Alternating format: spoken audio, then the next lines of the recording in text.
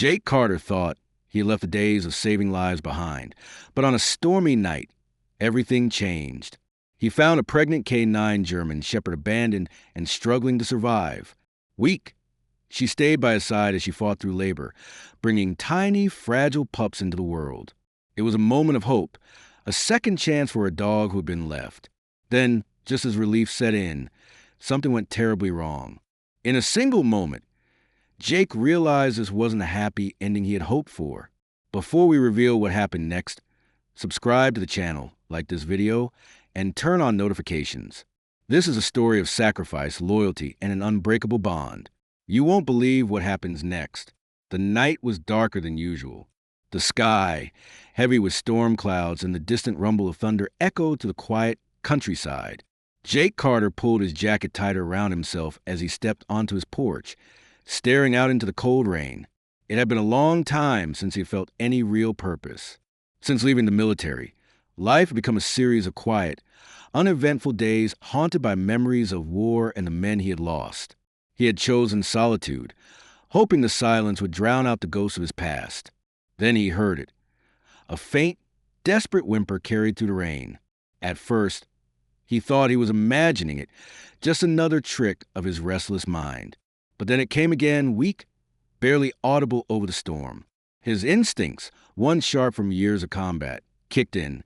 Immediately, someone or something was out there. Grabbing a flashlight, Jake stepped off the porch and into the muddy path, leading toward the dense trees surrounding his cabin. The rain pelted against his skin as he moved cautiously, scanning the darkness. The whimper came again, closer now. His flashlight caught movement near the base of an old oak tree. There, curled up in the mud, was a German Shepherd. Jake's breath caught in his throat. She wasn't just any dog. He could see it immediately. The strong build, the intelligent eyes. Even in pain, she was a K9. He had worked with dogs like her before during his time overseas. They were soldiers in their own right, fiercely loyal, trained to protect and serve. But this one, she had been abandoned. Her fur was matted with mud and rain, her ribs faintly visible beneath her thick coat. But it wasn't just exhaustion that made her weak. She was pregnant. Jake knelt beside her, his heart pounding. "Easy, girl," he murmured, reaching out carefully. She barely moved, her breathing shallow, her body trembling. He could see it now, the way her belly was tense, the way she whimpered softly. She was going into labor. Damn it. Jake wasn't a vet, but he had seen enough battlefield injuries to recognize the stress. This dog needed help, and she needed it now, with careful movements. He slipped his arms beneath her and lifted her off the ground. She was lighter than she should have been, malnourished, weak, but still fighting. He could feel the faint quiver of life inside her belly. The pups. She was trying to bring them into the world. Carrying her back to his cabin, he ignored the cold seeping through his clothes. She needed warmth, safety, and a chance. Inside, he set her down near the fireplace, grabbing an old blanket and wrapping it around her. Her eyes flickered over, briefly filled with exhaustion, but there was something else too, trust. Jake moved quickly, lighting the fire, grabbing the essentials. Anything that could help. He had never delivered puppies before, but he had patched up soldiers on the battlefield with nothing but a medkit and sheer willpower. He wouldn't let this dog suffer alone. As the minutes stretched into an hour, she let out a sharp whine, her body tensing. It was time. Jake stayed by her side, his hand resting gently against her back, offering quiet reassurance. "You got this, girl," he murmured. "You're not alone." And then the first pup arrived, a tiny wet bundle, barely moving at first until Jake carefully rubbed it with a towel, clearing its airway. A moment later, a small, fragile squeak filled the air. Relief washed over him. He placed the pup near its mother, and she nuzzled it weakly, exhaustion threatening to consume her, but instinct refusing to let go. Then came another and another. Jake worked quickly, assisting when needed, watching as new life entered the world. Each tiny pup a reminder that hope still existed, even in the darkest moments. Finally, after what felt like an eternity, the last pup was born. The mother let out a long, shaky breath. Her body spent, but she was alive. She had done it. Jake exhaled, his muscles sore, his heart unexpectedly full. He looked at the small litter nestled against their mother. For the first time in years, he felt something stir inside him. Purpose. Then, just as he was about to relax, something changed. The mother let out a soft, strained whimper. Her body tense, her breathing, once steady, began to slow. Jake's stomach dropped. He reached for her, panic rising. No, no. Stay with me, he urged, his voice sharp. But she was already slipping away. One last breath, a final flicker of those deep, trusting eyes, and then nothing. The room was silent, except for the soft cries of the newborn puppies. Jake sat frozen, his chest tightening. She had given everything, her last breath, and now he was left with a litter of fragile pups and a heartbreak he hadn't been prepared for. Jake sat motionless, his mind struggling to process what had just happened. The warmth of the fireplace flickered across the room, casting shadows over the mother's still body. Only minutes ago, she had been fighting for life, bringing new souls into the world. Now, she was gone, leaving behind a litter of helpless newborns who had no idea their mother would never move again. The soft whimpers of the puppies snapped him out of his trance. They needed him, swallowing the lump in his throat. Jake reached out, his rough hands trembling slightly as he ran them over the mother's fur one last time. "I'm sorry, girl," he whispered, his voice thick with emotion. He had seen death before, far too many times. But this was different. She hadn't been a soldier, a comrade on the battlefield. She had been a mother, and she had died giving everything she had for her pups. Taking a deep breath, Jake turned his focus to the tiny creatures huddled against their mother's still body. They were so small, so fragile. Their tiny bodies wriggled blindly, searching for warmth, for comfort. Their instincts told them their mother was still there, but Jake knew the harsh truth. She wasn't. His jaw clenched. They wouldn't survive without help. Moving carefully, he pulled a large, soft blanket over the mother's body, covering her in a silent gesture of respect. Then, one by one, he gently picked up the pups, cradling them against his chest, warming them with his body heat. Their fur was damp, their whimpers weak. They were hungry, searching for milk that would never come. Jake set them down on a clean towel near the fire, his mind already racing. What now? He wasn't a vet. He had no experience raising newborn puppies. Would they even make it through the night? His heart pounded. He couldn't let them die. Grabbing his phone, he scrolled through contacts, his thumb hesitating over the one name he hadn't called in months, Dr. Emily Hayes. She was a veterinarian, someone he had met years ago when she had worked with K-9 units in the military. They had been friends once, but life had pulled them in different directions. Still, if anyone knew how to help these puppies, it was her. He took a deep breath and pressed the call button. It rang twice before a groggy voice answered. "Jake!" "It's me," he said, running a hand over his face. He barely knew where to start. "I need your help." There was a pause. "Are you okay?" "I found a K-9, he said, glancing at the lifeless body beneath the blanket. His throat tightened, but he forced the words out. She was pregnant. I helped her give birth, but she didn't make it. A quiet sigh came through the phone. "And the puppies?" "They're alive, but I don't know how long they'll last without their mother."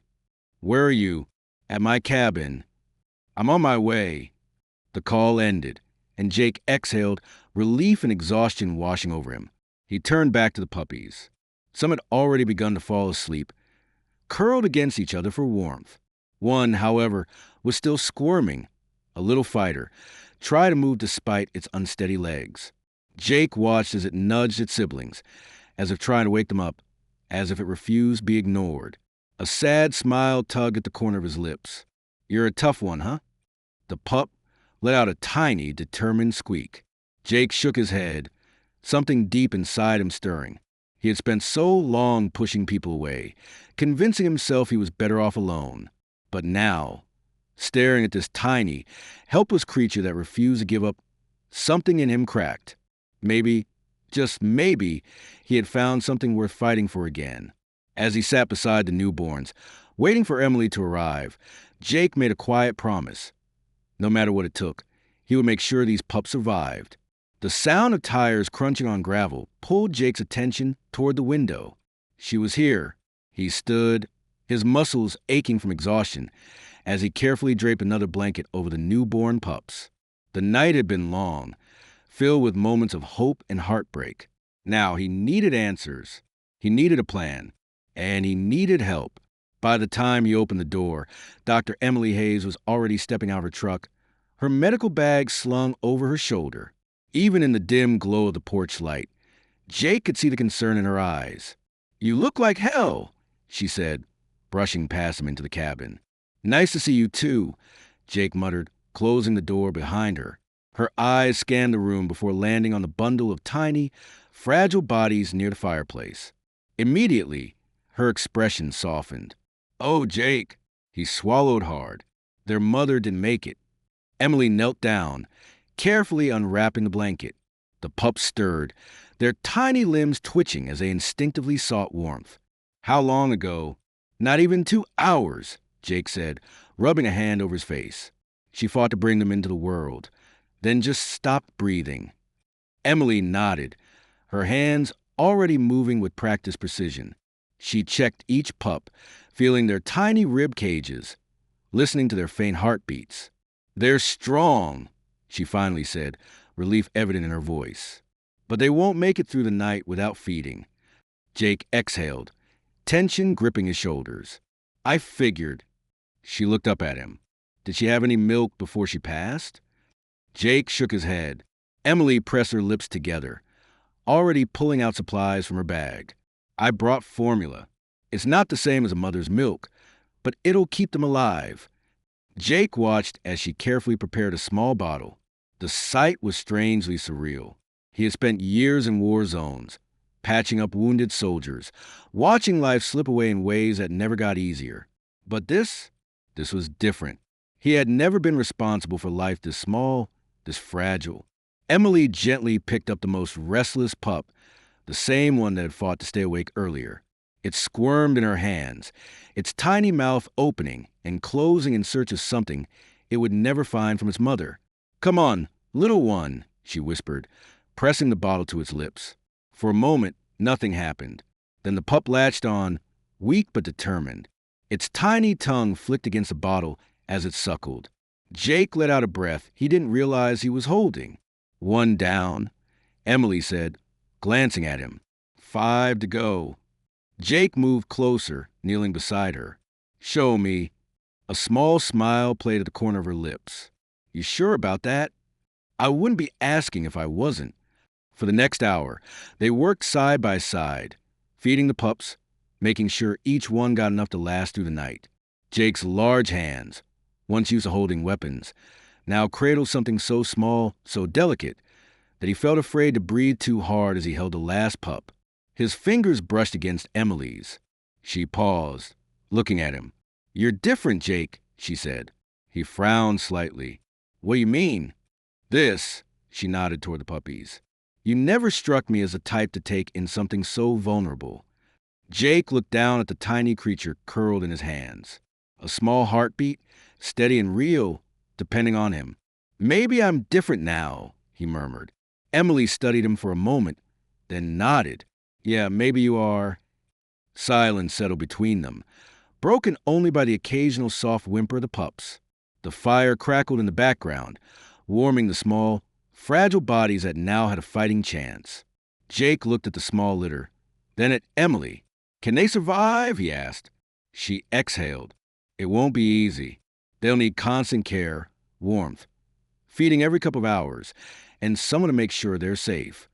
Jake didn't hesitate. "Then I'll do it." Emily raised an eyebrow. "You planning to raise 6 puppies by yourself?" He shrugged.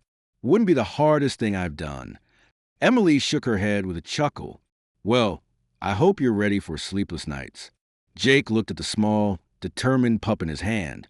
The fighter, the one that refused to give up. "I've had plenty of those already," he said quietly. And for the first time in a long time, he wasn't dreading the next sunrise. The first night was brutal.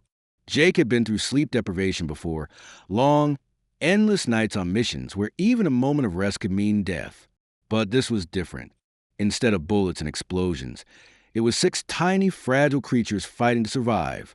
Their weak cries pierced the silence every few hours. Emily had left him with a list of instructions, but nothing prepared him for the reality of round-the-clock care. The pups needed to be fed every 2 hours. Every 2 hours, just as Jake's body would finally relax, the soft whimpers would start again, forcing him awake.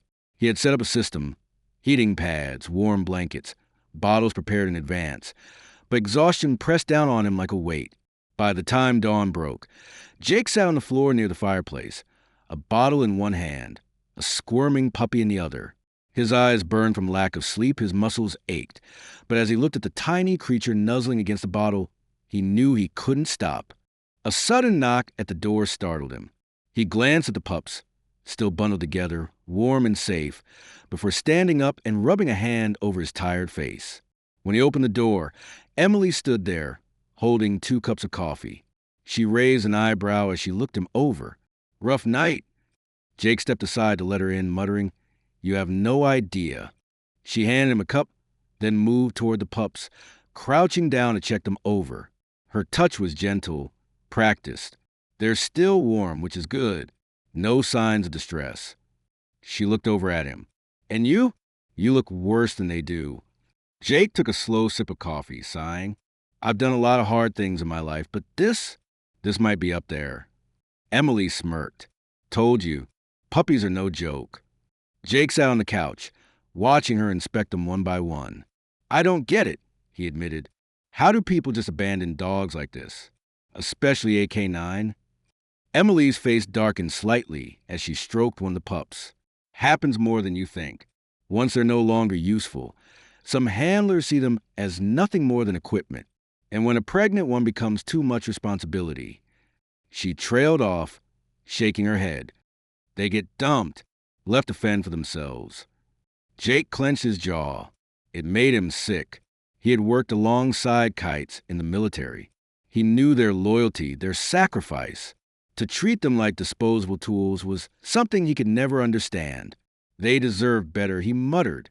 Emily studied him for a moment. "You're serious about this, aren't you?" Jake exhaled, running a hand through his hair.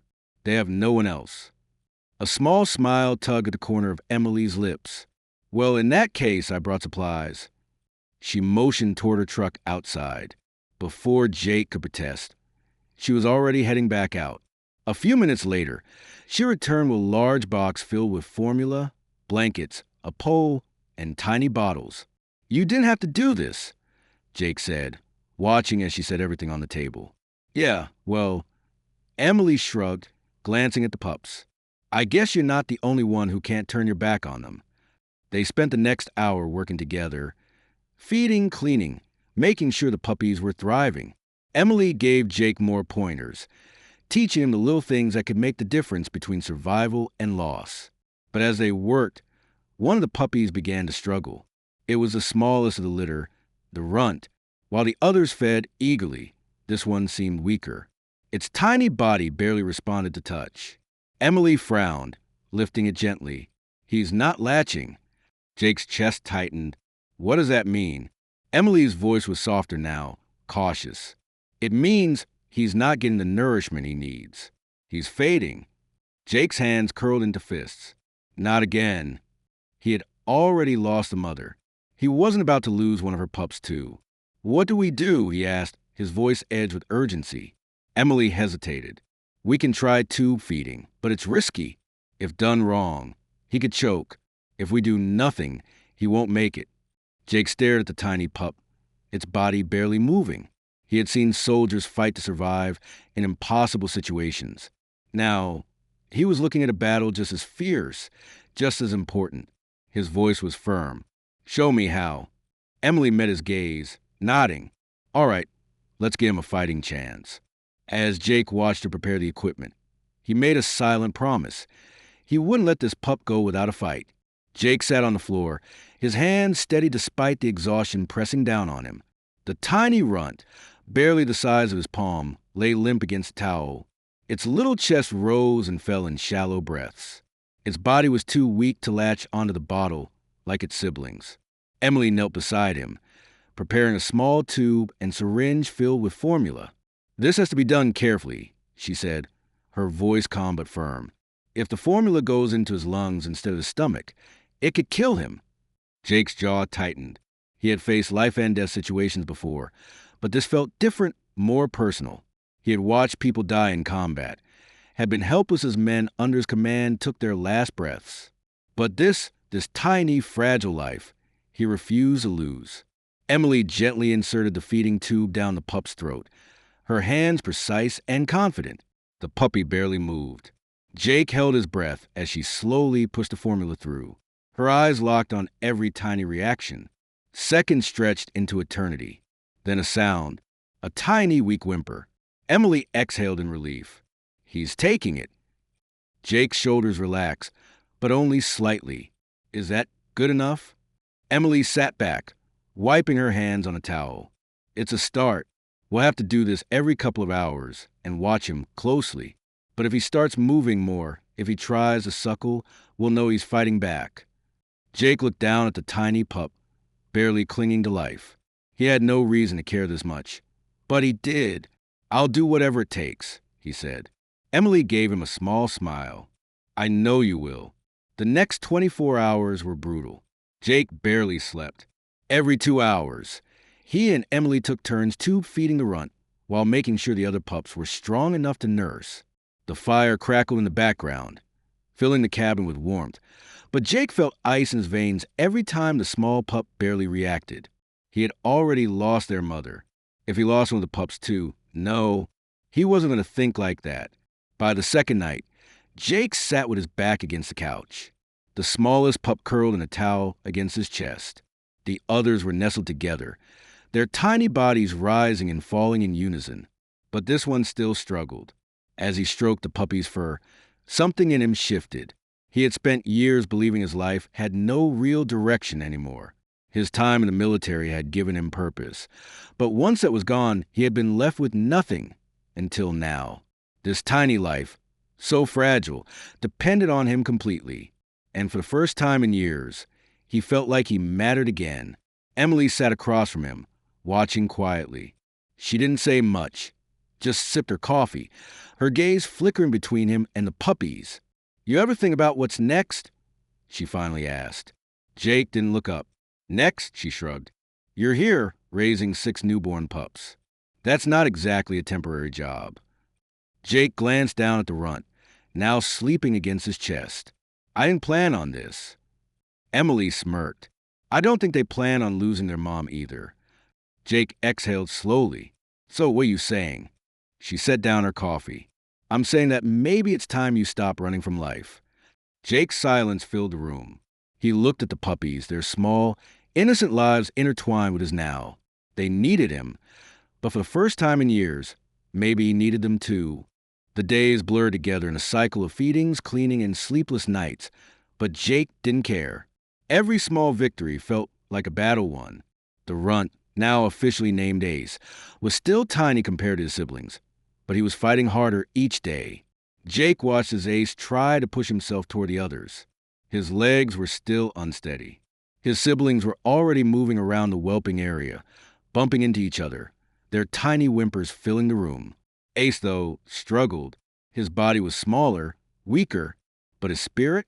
It was stronger than any soldier Jake had ever known. Emily sat on the floor next to Jake, watching the pups explore their little world. You ever think about what happens next? She asked. Jake kept his eyes on Ace. They won't be this small forever, she shrugged. In a few weeks, they'll be running all over this cabin, chewing on your boots, turning this place into chaos. Jake smirked. Sounds about right. Emily nudged him lightly. I mean it, Jake. What's the plan? You keep them all... Jake exhaled, rubbing a hand over his tired face. The truth was, he hadn't thought much past the day-to-day survival of the pups. Every waking moment had been spent making sure they lived through the night, especially Ace.